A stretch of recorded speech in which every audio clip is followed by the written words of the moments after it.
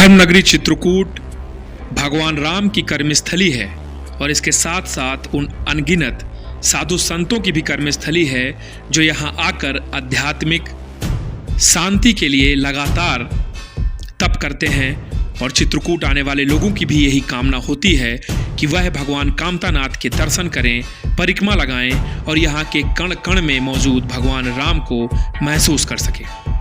स्वागत है दोस्तों ग्राउंड जीरो में, मैं अनुज हनुमत आपके साथ। और आज की जो स्पेशल स्टोरी है वह समाज के दोहरे चरित्र को प्रदर्शित करती है और हमारे कुछ सवाल होंगे आज जिनके जवाब आपको खुद तय करने होंगे, इसलिए क्योंकि समाज जो आने वाली पीढ़ी को सौंपता है अपनी जिम्मेदारी, क्या ये जिम्मेदारी समाज समझ रहा है या जो बौद्धिक आतंकवाद है या कह सकते हैं कि जो जातिगत हिंसा है क्या उससे घिर गया है समाज, ये तय करना होगा आप लोगों को।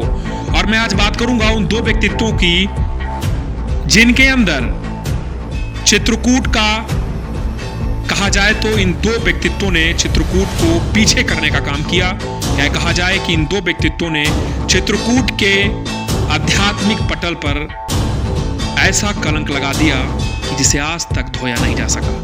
आने वाली पीढ़ियां इनसे क्या संदेश लेंगी, ये एक बड़ा सवाल है। एक सवाल ये भी है कि जब एक डकैत का मंदिर बनाया जाता है तो उसमें जाने वाले लोग क्या उसी समाज के लोग होते हैं जो ये कहते हैं कि हाँ, एक डकैत को कभी भगवान का दर्जा नहीं दिया जाना चाहिए। एक ऐसा डकैत जिसने 4 दशक के अपने साम्राज्य में सैकड़ों हत्याएं की, सैकड़ों मुकदमे अपहरण से लेकर लूट के रहे। ऐसे अनगिनत परिवार रहे जिनकी हत्या कर दी गई दिन दहाड़े, ऐसे भी परिवार रहे जिन्हें काट काट कर मारा गया, पेट्रोल डालकर जला दिया गया।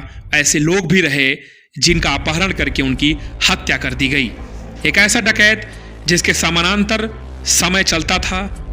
चित्रकूट का विकास अगर पीछे है तो क्या ये डकैत उसका कारण नहीं है? एक ऐसा डकैत जिसने अपने परिवार को राजनीतिक रूप से मजबूत बना दिया और शायद यही कारण है कि चित्रकूट की राजनीति के उसी परिवार ने अपने पूर्वज यानी दस्यु सम्राट ददुआ को भगवान, गरीबों का मसीहा, शोषितों और वंचितों का रहनुमा बनाकर रख दिया। और ये बातें इसलिए हो रही हैं कि सोशल मीडिया में कुछ तस्वीरें वायरल हो रही हैं जिसमें करवी सदर विधायक को उसी दस्यु सम्राट ददुआ को प्रणाम करते देखा जा रहा है। उन तस्वीरों में लोगों ने यहाँ तक लिखा कि आज का जो नया विचार है वह पुराने विचार के सामने या तो उसने घुटने टेक दिए हैं या तो वह हार गया है। ये बातें इसलिए भी होना शुरू हो गई हैं कि उसी दस्यु सम्राट ददुआ जिसके ऊपर पुलिस ने 100 करोड़ रुपए लगभग खर्च किए, उसकी अंत के लिए उसी दस्यु सम्राट ददुआ को आज भगवान के दर्जे से आगे रॉबिन हुड की संज्ञा दी जा रही है। अब ये समाज को तय करना है या इस पीढ़ी को तय करना है, आने वाले पीढ़ियों को तय करना है कि आखिर समाज का यह जो चरित्र है वह क्यों मुखर नहीं हो रहा। और ये बातें इसलिए भी उठ रही हैं कि जिन जनप्रतिनिधियों को जिम्मेदारी दी गई है समाज के बदलाव की, जिन जनप्रतिनिधियों को जिम्मेदारी दी गई है कि एक अच्छा समाज बनाएं जिसमें डकैतों की जगह ना हो, जिसमें एक रोजगार का एक समाज हो जहां रोजगार मिले, युवाओं को बहुत सारी कह सकते हैं कि एक ऐसा एनवायरनमेंट मिले जहां पे वो विकास कर सकें, एक ऐसा समय लोगों को मिले जहां पे जातिगत हिंसा ना हो। क्या वहां पर एक खास व्यक्ति को एक खास संज्ञा दे करके क्या प्रोजेक्ट करना उचित होगा? तो इसीलिए सवाल जिनके उत्तर आपको देने होंगे आने वाली पीढ़ियों के लिए, और यही कारण है कि जिस पे लगातार सोशल मीडिया पर सवाल उठ रहा है। और सवाल इसलिए भी उठ रहा है कि उस व्यक्ति पर जिसे आज भगवान और रॉबिन हुड की संज्ञा दी जा रही है, 400 से अधिक आपराधिक मामले दर्ज थे जिनमें 200 अपहरण के, डकैती के और करीब 150 हत्याएं थी। अब मैं दूसरे व्यक्तित्व की बात करूंगा जिसका नाम आते ही एक बार फिर चित्रकूट कलंकित हो जाता है। आपको हैरानी होगी नाम जानकर, लेकिन यह नाम चित्रकूट का ही है। चित्रकूट के मानिकपुर तहसील अंतर्गत चमरौहा गांव के शिव मूरत द्विवेदी का। जी हाँ, भीमानंद उर्फ शिव मूरत द्विवेदी। विवादित बाबाओं में ये एक नाम चित्रकूट का है, जिसे इच्छाधारी बाबा के नाम से भी जाना जाता है। आपको यकीन नहीं होगा, लेकिन इस व्यक्ति की कहानी भी उतनी ही भयावह है, डरावनी है और आने वाली पीढ़ियों के लिए एक सबक है, जिसे सुनकर आप सभी को यह तय करना होगा कि क्या ऐसे बाबा समाज की अगुवाई करेंगे। दिल्ली में 5 स्टार होटल में कभी सिक्योरिटी गार्ड करने वाले इस शख्स ने करोड़पति बनने तक का सफर तय किया, लेकिन ये सफर तब रुक गया जब एक दिन छापा पड़ा और पुलिस ने सेक्स रैकेट में इसे गिरफ्तार कर लिया। सैकड़ों लड़कियों के कांटेक्ट डायरी में मिले, सैकड़ों लड़कियां कांटेक्ट से व्यक्तिगत जुड़ी हुई थी इस व्यक्ति से, और वह इतना महत्वाकांक्षी था कि आपको यकीन नहीं होगा कि एक गांव का साधारण व्यक्ति जिसने ज्यादा शिक्षा भी नहीं ग्रहण की, वह दिल्ली जाकर एक करोड़पति इंसान बन गया। लेकिन जब ये खुलासा हुआ तो लोगों के नीचे से जमीन खिसक गई। लोगों को पता लगा कि चित्रकूट का एक ऐसा व्यक्ति था जिसने शिरडी के साईं बाबा का भक्त बताकर खुद को प्रस्तुत किया और ये बताया कि मैं इच्छाधारी संत हूं।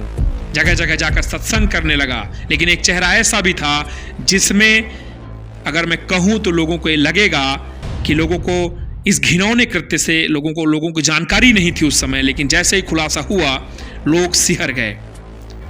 आपको यकीन नहीं होगा कि प्राचीन काल में भी देवताओं की तरह उनकी उपस्थिति भी जरूरत और परिस्थिति के हिसाब से अलग अलग रूपों में प्रकट होती थी। और ऐसे कुछ बाबा भी हैं जो लगातार ऐसा मुखौटा ओढ़कर समाज को बदनाम करने का कार्य करते हैं। और इसी तरीके के इस व्यक्ति ने एक बार फिर शुरुआत की है दिल्ली को छोड़कर अपनी पैतृक भूमि में, जहां मंदिर बनाया गया और अब वहां बनाया जा रहा है रिजॉर्ट, जहां पर सुविधाएं दी जाएंगी। और ऐसे व्यक्ति द्वारा समाज की अगुवाई की जा रही है, वह कितना जायज है, यह सब भी आपको तय करना है। तो ये हमारी स्टोरी थी जिसमें आपने देखा कि कैसे चित्रकूट के 2 ऐसे लोग जिन्होंने चित्रकूट को हमेशा बदनाम किया, आज एक बार फिर वह सोशल मीडिया में ट्रेड हो रहे हैं। और इसलिए नहीं कि उन्होंने कुछ अच्छा कार्य किया है, इसलिए कि अब ये जंग छिड़ गई है कि ये सही हैं या गलत। तब आपको तय करना है इस वीडियो के बाद, और अब आपको यह भी तय करना है कि आप अपनी आने वाली पीढ़ी को क्या स्वरूप देते हैं समाज का। और अगर ऐसा हुआ तो कुछ सवाल छूटेंगे जिन्हें उत्तर आपको देने पड़ेंगे। पहला सवाल कि अगर डकैत ददुआ इतने आरोपों और इतने जघन्य हत्याओं के बाद भी भगवान और रॉबिन हुड है, तो क्या रावण को हम राक्षस की जो संज्ञा है क्या उससे हटा देंगे? अगर ऐसा ही है कि सारे संतों को लेकर के एक अच्छी छवि देखी जाती है और एक कहा जाता है कि संत मोक्ष का रास्ता प्रशस्त करते हैं, तो क्या भीमानंद जैसे संत चित्रकूट को बदनाम नहीं कर रहे? क्या ऐसे संतों को एक बार पुनः चित्रकूट को कलंकित करने का मौका देना चाहिए? यह भी आपको तय करना है। और आखिरी सवाल यह है कि वो युवा पीढ़ी जो अपना आइकॉन बनाती है, वो युवा पीढ़ी जो अपना समाज में अगुवाई का एक रास्ता बनाती है, क्या वो ऐसे माहौल में भी यह तय करने में नाकामयाब हो जाएगी कि हमें इस जातिगत हिंसा से इतर एक ऐसा समाज चाहिए जहां पर भगत सिंह, चंद्रशेखर आजाद, महात्मा गांधी जैसी शख्सियतें, क्रांतिकारी लोग, क्या ये आइकॉन नहीं बन सकते? तब आपको तय करना है। अगर आपको हमारी स्टोरी अच्छी लगी या हमारा काम अच्छा लगा तो आप हमारे YouTube चैनल को जरूर सब्सक्राइब करें, लाइक करें, शेयर करें और हमें ज़्यादा से ज़्यादा मजबूती प्रदान करें। धन्यवाद।